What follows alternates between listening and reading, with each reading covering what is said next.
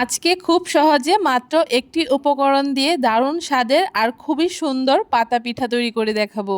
এই পিঠাগুলো দেখতে যেমন সুন্দর, বানানোও কিন্তু ভীষণই সহজ। আর এই পিঠাগুলো আপনারা একবার বানিয়ে সারা বছর ভরে সংরক্ষণ করে রেখে দিতে পারবেন। নমস্কার বন্ধুরা, মন কিচেনে আপনাদের সবাইকে স্বাগত। আশা করি আপনারা সবাই খুব ভালো আছেন। আজকে খুব সহজে মাত্র একটি উপকরণ দিয়ে একটা দারুণ পিঠার রেসিপি আপনাদের সাথে শেয়ার করছি। প্রথমে উনানে একটা কড়াই বসিয়ে দিয়ে ছোট একটা বাটি মেপে আমি 2 বাটি জল দিয়ে দিয়েছি। তার সাথে স্বাদমতো নুন দিয়ে খুব ভালো করে মিশিয়ে জলটাকে বলক তুলে নিয়েছি। এখন ওই জলের মধ্যে আমি যেই বাটি মেপে 2 বাটি জল ব্যবহার করেছি ওই বাটিরই 1 বাটি চালের গুঁড়ো দিয়ে দিচ্ছি। এখানে আমি শুকনো আতপ চালের গুঁড়ো ব্যবহার করেছি। আপনারা চাইলে কিন্তু সেদ্ধ চালের গুঁড়ো কিংবা আটা, ময়দা, সুজি দিয়েও এই পিঠাটা তৈরি করে নিতে পারেন। চালের গুঁড়োটা দেওয়ার পরে ঢাকা দিয়ে 5 মিনিট একদম লো আঁচে রেখে দিয়েছি। এতে কিন্তু চালের গুঁড়োটা খুব সহজে সেদ্ধ হয়ে যায় আর চালের এই আটাটা খুব সুন্দর হয়। 5 মিনিট পরে ঢাকনাটাকে খুলে খুব ভালো করে মিশিয়ে নেওয়ার পরে যখন দেখতে পারবেন চালের এই আটাটা ঠিক এরকম দলা পাকিয়ে যাচ্ছে, হাতের মধ্যে আর লেগে যাচ্ছে না, তখন বুঝতে পারবেন এই চালের গুঁড়োর আটাটা খুব সুন্দর হয়ে গেছে। এখন এটাকে নামিয়ে হালকা একটু ঠান্ডা করে, খুব বেশি ঠান্ডা করা যাবে না, অল্প একটু গরম থাকতে থাকতেই কিন্তু এই আটাটাকে মাখিয়ে নিতে হবে। তাহলে কিন্তু এই চালের গুঁড়োর আটাটা একদম স্মুথ হবে। যদি আপনাদের হাতের মধ্যে একটুখানি লেগে যায় সেক্ষেত্রে কিন্তু সামান্য একটু তেলও ব্যবহার করতে পারেন। আটার এই ডোটাকে খুব ভালো করে মাখিয়ে নেওয়ার পরে এখান থেকে ছোট্ট একটা লেচি কেটে নিয়ে খুব ভালো করে গোল করে এখন একটা বেলনির সাহায্যে, খুব বেশি পাতলাও না আবার খুব বেশি মোটাও না, ওরম করে আমি বেলে নিচ্ছি। খুব বেশি পাতলা করলে এই পিঠাগুলো কিন্তু ভালো হবে না, আবার খুব বেশি মোটা করলেও কিন্তু পিঠাগুলো শুকাতে একটু সময় লাগবে। তাই খুব বেশি পাতলাও না আবার খুব বেশি মোটাও না, আন্দাজ করে আপনারা এটাকে বেলে নেবেন। রুটিটাকে বেলে নেওয়ার পরে এখানে একটা প্লাস্টিকের ঢাকনা নিয়ে নিয়েছি আর প্লাস্টিকের ঢাকনা দিয়ে এরকম গোল করে আমি একটা রুটি তৈরি করে নিচ্ছি।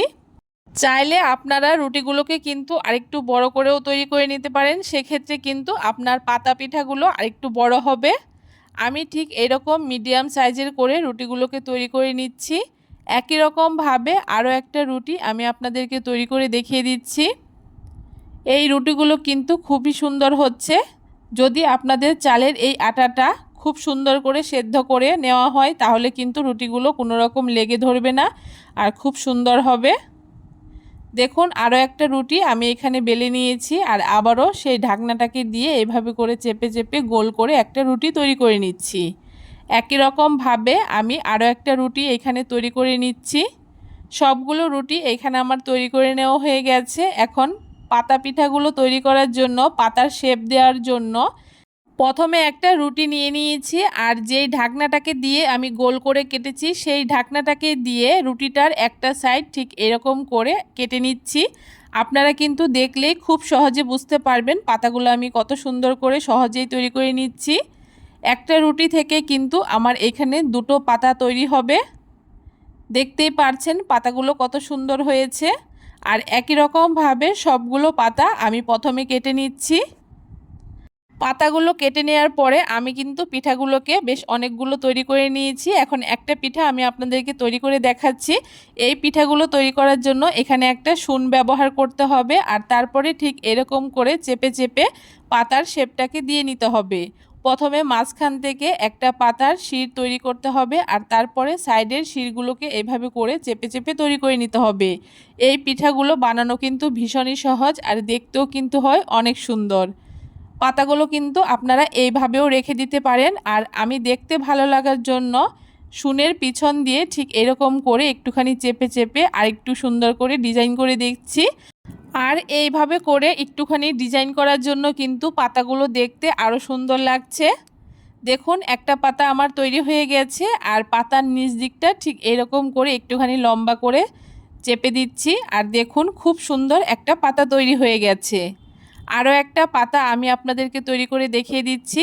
এইখানে আমি কিছুটা ডোয়ের মধ্যে একটুখানি রেড ফুড কালার আর একটুখানি গ্রিন ফুড কালার মিশিয়ে খুব ভালো করে মাখিয়ে নিয়েছি আর তারপরে একই রকমভাবে আমি পাতাগুলোকে তৈরি করে নিচ্ছি। আর পাতাগুলো দেখতে কতটা সুন্দর লাগছে, কালারফুল, দেখে নিশ্চয়ই বুঝতে পারছেন। একই রকমভাবে সবগুলো পাতা পিঠা আমার এখানে তৈরি করে নেওয়া হয়ে গেছে। এখন এগুলোকে আমি খুব ভালো করে রোদে দিয়ে শুকিয়ে নেব। আপনাদের যদি রোদের ব্যবস্থা না থাকে সেক্ষেত্রে কিন্তু আপনারা পাখার তলায় রেখেও এই পিঠাগুলোকে শুকিয়ে নিতে পারেন। যেহেতু এই পিঠাগুলো একটুখানি মোটা, সেক্ষেত্রে 2 থেকে 3 দিন সময় লাগতে পারে পাখার তলায় রেখে দিলে। দেখুন এখানে আমি রোদে 2 দিন শুকিয়ে নিয়েছি আর পিঠাগুলো খুব সুন্দর একদম কড়কড়া করে শুকিয়ে নেওয়া হয়ে গেছে। এখন পিঠাগুলোকে আমি আপনাদেরকে ভেজেও দেখিয়ে দেব। দেখুন পিঠাগুলো ভাজার জন্য কড়াইতে কিছুটা তেল দিয়ে দিয়েছি। তেলটাকে খুব ভালো করে গরম করে নেওয়ার পরে উনানের আঁচটাকে একদম লোতে করে দিয়ে তারপরে পিঠাগুলোকে দিয়ে একটু সময় নিয়ে ভেজে নিতে হবে। খুব বেশি আঁচে কিন্তু এই পিঠাগুলোকে ভাজা যাবে না, সেক্ষেত্রে কিন্তু পিঠাগুলো উপর থেকে কালার চলে আসবে আর ভেতরটা কিন্তু শক্ত থাকবে। তাই একটু সময় নিয়ে পিঠাগুলোকে উল্টে পাল্টে ভেজে নিতে হবে। যখন দেখবেন পিঠাগুলো তেলের উপরে ভেসে উঠছে তখন কিন্তু বুঝতে হবে পিঠাগুলো ভাজা হয়ে গেছে আর তেল ঝরিয়ে তুলে নিতে হবে। সবগুলো পিঠা এখানে আমার ভেজে নেওয়া হয়ে গেছে। আপনারা যদি এই পিঠাগুলো একটু মিষ্টি মিষ্টি খেতে পছন্দ করেন সেক্ষেত্রে কিন্তু একটুখানি গুড় কিংবা চিনির শিরা তৈরি করে এর উপরে দিয়ে খেতে পারেন, সেক্ষেত্রেও কিন্তু এই পিঠাগুলো খেতে বেশ ভালো লাগে। আর পিঠাগুলো কত সুন্দর মুচমুচে আর ক্রিস্পি হয়েছে দেখে নিশ্চয়ই বুঝতে পারছেন। কেমন লাগলো আজকে খুব সহজ দারুণ সুন্দর এই পাতা পিঠার রেসিপি অবশ্যই কমেন্ট করে জানাতে ভুলবেন না। ভিডিওটা ভালো লাগলে অবশ্যই সবার সাথে শেয়ার করে দিয়ে আমার চ্যানেলটাকে সাবস্ক্রাইব করে দিয়ে পাশে থাকা বেলটি প্রেস করে দেবেন।